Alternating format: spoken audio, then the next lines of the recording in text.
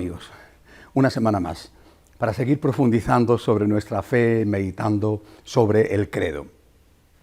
Creo en Dios, creo en Jesucristo, Hijo único de Dios, segunda persona de la Santísima Trinidad, pero como vimos la semana pasada, hecho hombre, es decir, verdadero hombre, y hecho hombre en el vientre virginal de la Santísima Virgen María. Hemos meditado sobre lo que significa la figura de la Virgen. Nunca profundizaremos en ello bastante. Sobre todo porque no quiero hacer apologética en este programa y atacar a nadie, ni siquiera defenderme de nadie, pero hablando de la Virgen no tengo más remedio que decir lo mucho que se equivocan aquellos que consideran que la Virgen María es un estorbo para el amor a Jesucristo.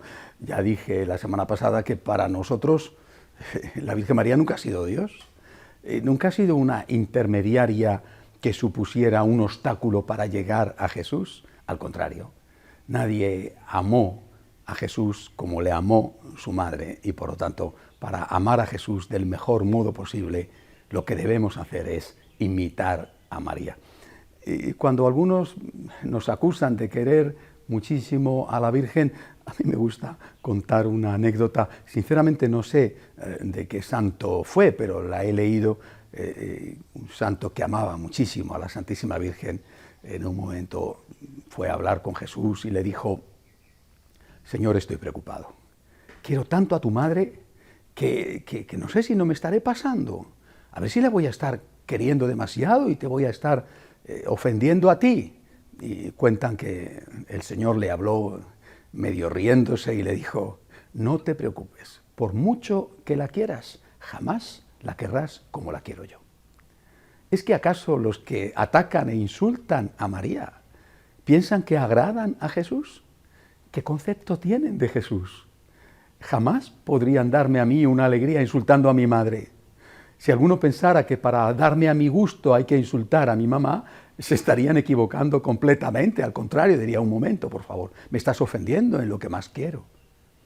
Por lo tanto, ni la Virgen María es una diosa que se enfrenta con Dios, ni es un tapón que nos impide acercarnos al Señor, sino que es la mediadora, la que nos acerca a Él, aquella que tenemos como modelo para saber cómo amarle, y además, por mucho que la amemos, nunca, absolutamente nunca, la estaremos amando como la amó, como la ama su Hijo. Y cuando la ofendemos, no, que nadie piense que eso le agrada a Dios. Esas barbaridades que dicen algunos de algunas sectas contra la Virgen, creyendo que así dan gloria a Dios, es porque simplemente o no saben lo que hacen y lo que dicen, o no creen en el fondo que Jesucristo sea un auténtico hombre, porque a un auténtico hombre lo que le molesta de verdad es que insulten a su madre. Y a un verdadero hombre lo que le gusta de verdad es que honren, aplaudan y den cariño a su madre. Por lo menos los bien nacidos. Otros quizá no tienen esa suerte. Para nosotros, seres humanos normales, amar a nuestra madre es algo natural. Y defender a nuestra madre también. Jamás a Jesús le agradará que insulten a su madre y jamás a Jesús le molestará que amen a su madre. Leía el otro día también otra cosa muy curiosa. Me gustaba mucho, llegaba un señor al cielo que había querido muchísimo a la Virgen y Jesús le recibía, le daba la bienvenida y le decía: pasa, pasa, mi madre me ha hablado muchas veces de ti. Yo no sé si en el cielo tendrán estas conversaciones madre e hijo, no me extrañaría nada, pero desde luego estoy seguro de que el que ama a María no solamente no molesta a Jesús, sino que le agrada y hace todo lo posible por amar a Jesús como le amó su madre. Todo esto para completar el importantísimo tema de la Virgen de la semana pasada. No podemos hacer una presentación de nuestra fe sin hablar de María. Pero nuestro Señor no solo nació en el vientre de María y ya está, sino que fue un hombre verdadero en todos los aspectos. Y por eso dice el Evangelio, el credo, que nació bajo el poder de Augusto y después creció, fue crucificado y padeció en tiempo de Poncio Pilato. Bueno, aunque la semana que viene hablaré con detenimiento de lo que representa nuestra fe en la muerte y en la resurrección de Jesucristo, quisiera detenerme en este punto, bajo Poncio Pilato. En el credo se da un nombre concreto, un personaje histórico, Poncio Pilato, que fue gobernador de Judea. Es decir, estamos poniendo historia, estamos cifrando, datando el acontecimiento. Jesucristo no es un mito, no es un personaje cuya existencia se pierde en la noche de los tiempos y que ha llegado a nosotros en una nebulosa, quizá con una parte histórica, pero sobre todo mítica. Jesucristo no es un personaje del cual no podemos conocer nada real sobre él. No podemos saber exactamente dónde nació, cuándo, cómo. Al contrario, Jesucristo es un personaje 100% histórico. Esto es muy importante decirlo. Verán ustedes por qué. Pero es lo primero que tenemos que decir. Jesucristo es historia. Jesucristo no es una leyenda, no es un mito. Ni siquiera, como algunos han pretendido decir, es un núcleo histórico muy pequeño. Sí, ciertamente existió, pero después adornado, embellecido, falseado por una serie de leyendas que se fueron acumulando, adhiriendo a lo largo de los siglos y buscando además determinados intereses de poder o de riqueza. Esto no es así. Yo les recomiendo que busquen ustedes el primero de los 3 libros que publicó sobre Jesucristo Benedicto XVI. En el primero de esos libros hace el Papa Ratzinger una introducción que debería de ser lectura obligatoria de todo católico, con esa capacidad del Papa Benedicto de expresar lo más profundo de nuestra fe de manera que pueda ser accesible, no digo que por todos a lo mejor, pero sí por la mayoría. Ahí se afronta el problema y se da una respuesta a ese problema. El Papa Benedicto, que fue profesor universitario y que quizá por eso aprendió a explicar bien las cosas, no solamente a saber, sino a saber explicar, hace un recorrido en esa introducción sobre todo lo que ha sucedido en estas décadas. Ya llevamos muchos años, que esto sí que no es un problema posconciliar, sino que, al contrario, es un problema muy preconciliar y que quizá después se culmina con algunas desviaciones del posconcilio. ¿Qué es lo que dice el Papa Benedicto? Que han intentado separar el Cristo histórico del llamado Cristo de la fe. Y que han dicho, ilustres, sesudos y aparentemente sabios personajes, han dicho que lo que cuentan los evangelios sobre Jesucristo sí tiene un fondo histórico, pero que en su gran mayoría es inventado. Y que no podemos saber realmente cómo era Jesucristo, cómo nació, qué enseñó. Ni siquiera podemos estar seguros de si murió como dicen que murió o incluso de si murió. Y por supuesto que no resucitó. Es decir, estas personas que tienen un prejuicio, es decir, que antes de acercarse a la figura de Jesús ya han emitido un juicio, no he estudiado la figura de Jesús y he llegado a esta conclusión, sino yo ya tengo mi juicio previo, mi prejuicio, y voy a leer el Evangelio con este prejuicio. Estas personas simplemente son ateas, así de sencillo. Es decir, no creen en lo que ya hemos dicho que hay que creer, no creen en el poder de Dios, y por eso no aceptan, por ejemplo, la concepción virginal de Jesús, por eso no aceptan, por ejemplo, la existencia de los milagros, por eso no aceptan la resurrección del Señor. No creen en el poder, no creen en el misterio, no aceptan el misterio, no aceptan que haya algo que se les escape, que haya razones, es una frase de este gran sabio francés Pascal, que haya razones del corazón que la razón ignore. Cuando se va a hacer la crítica liberal, la crítica, en el fondo la crítica atea de personajes como Bullmann al Nuevo Testamento, se va a hacer desde este prejuicio todo lo que es sobrenatural tiene que ser dejado de lado, porque tiene que ser puesto en cuarentena bajo la sospecha de que es falso. Todo lo sobrenatural del Nuevo Testamento es sospechoso de ser falso. ¿Y qué es lo sobrenatural? Desaparece inmediatamente todos los evangelios de la infancia. Bueno, a continuación desaparecen todos los milagros. Y a continuación desaparece la muerte y la resurrección de Jesucristo. ¿Qué queda? Quedan algunas enseñanzas, algún gesto de comportamiento y nada más. Incluso esas enseñanzas, estas personas que han dicho que todo lo sobrenatural es sospechoso de falsedad y hay que obviarlo como si no existiera, incluso esas enseñanzas dicen, algunas de ellas eran debidas a su época y por tanto no hay que hacerlas caso. Han matado a Jesús, simplemente, han matado a Jesús. Se cumple aquella frase tremenda de Santa María Magdalena, cuando en la mañana de Pascua se acerca al sepulcro y lo encuentra vacío y ve a Jesús resucitado, no le identifica y le pregunta, creyendo que es el jardinero, se han llevado a mi Señor y no sé dónde lo han puesto.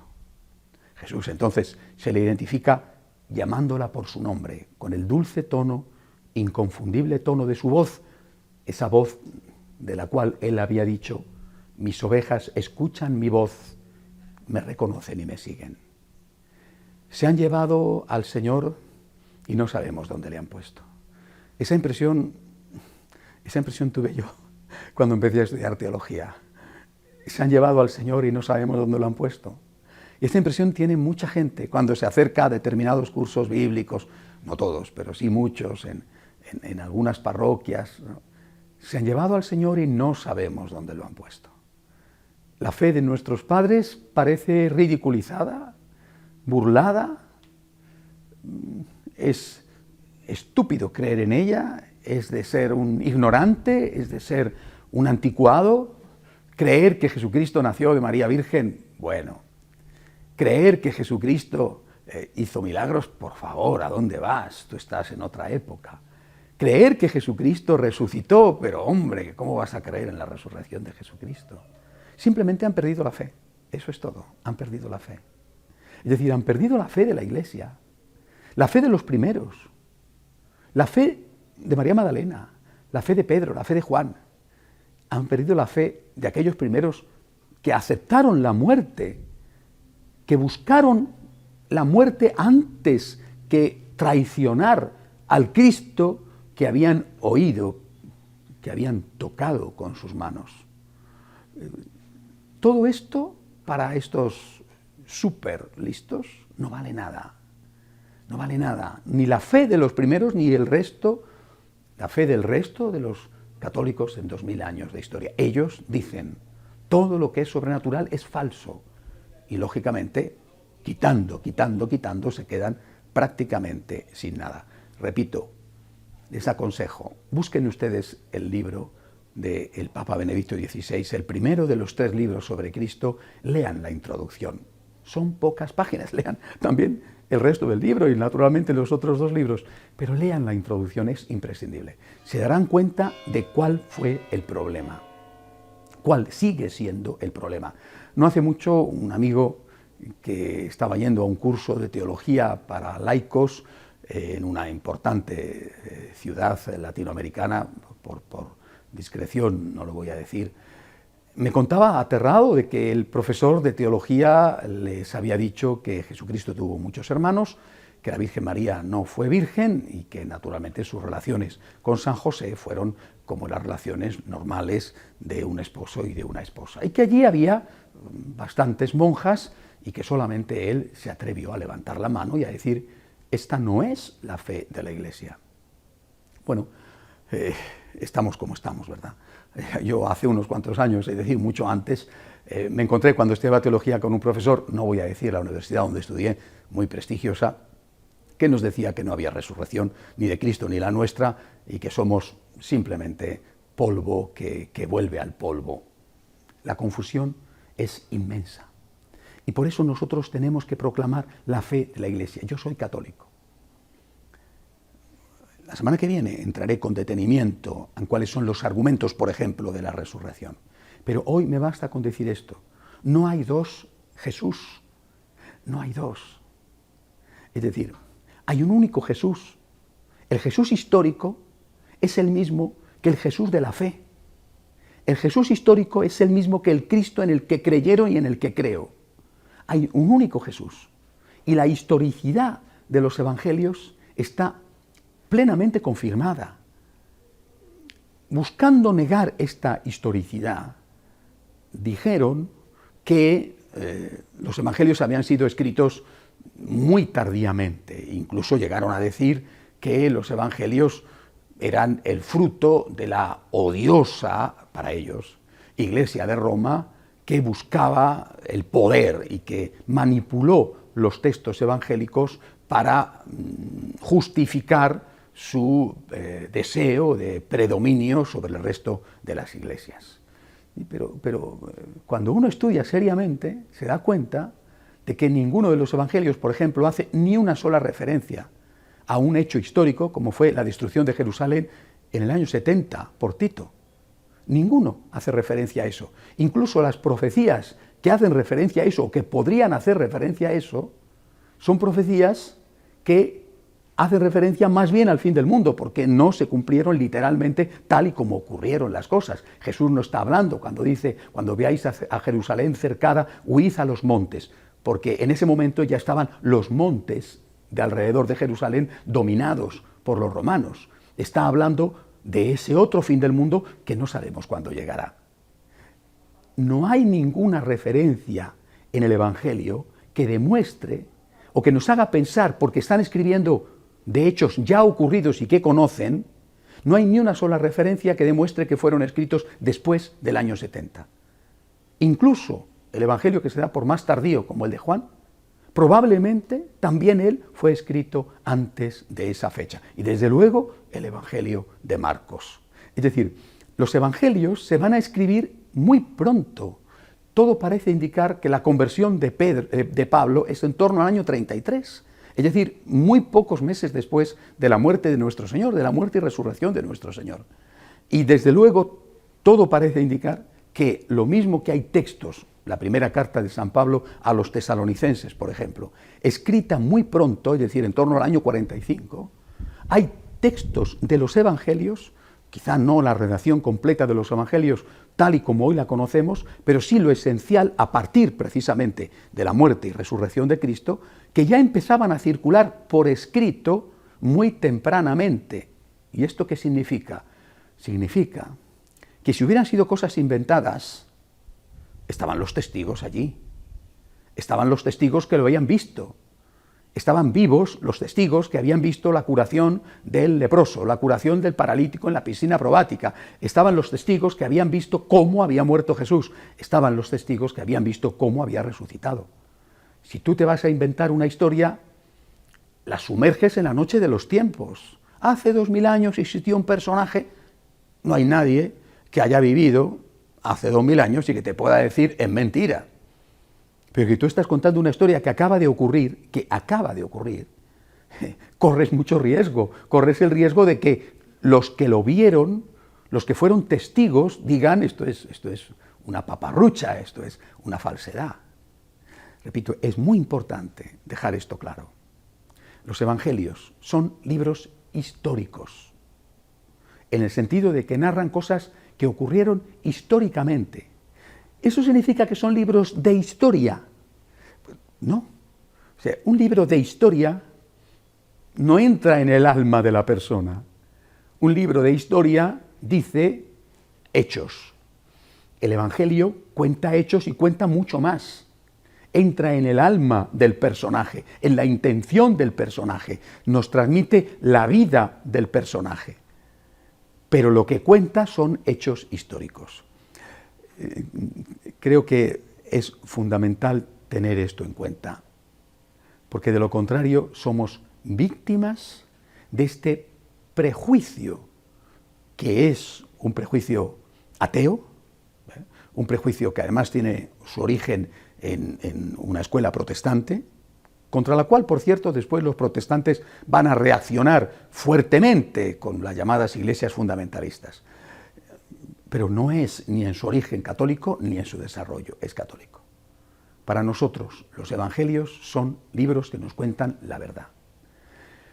Ciertamente que detrás de cada milagro, por ejemplo, hay una enseñanza, sí, pero ese milagro es verdadero. Es decir, si Jesús cura a un ciego, está curando a un ciego, pero a la vez está diciéndonos que tenemos que dejar de ser ciegos para ver, por ejemplo, el sufrimiento de los hombres. Si Jesús cura a un mudo, está curando a un mudo, pero a la vez está dándonos una lección. Tienes que dejar de ser mudo y tienes que ponerte a hablar para defender la defensa de la vida, la defensa de la familia, la defensa de los legítimos derechos de los trabajadores, la defensa de la paz. No seas mudo delante de esta realidad, dale voz a los que no tienen voz. Es decir, el milagro es un hecho histórico que implica una lección, que implica un mensaje. Por eso al milagro se le llama un signo. Es un signo del poder de Dios que actúa a través de Jesucristo. Es un signo que tiene un significado, que tiene una enseñanza. Pero es un hecho histórico. Yo quisiera que esto ustedes no lo dudaran en ningún momento.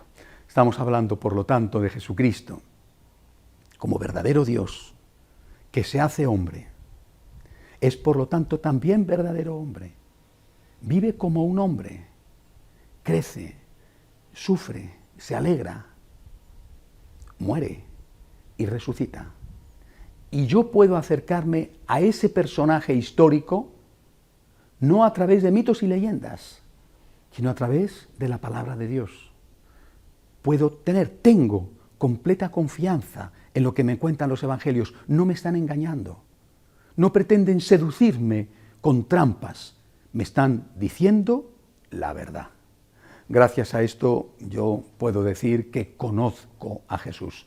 No soy de su época, he nacido casi 2000 años más tarde, no he tenido la suerte de verle predicar en los campos de la Galilea o de verle andar sobre el lago o de verle morir en el Gólgota. Y sin embargo, soy un contemporáneo suyo, porque lo que me cuentan los evangelios realmente ocurrió. Creo en Jesucristo, que padeció bajo el poder de Poncio Pilato, es decir, que nació y que murió en un momento concreto de la historia de la humanidad. No es un mito, no es una leyenda, no es una invención, es un personaje histórico, es de verdad mi Salvador. Hasta la semana que viene, si Dios quiere.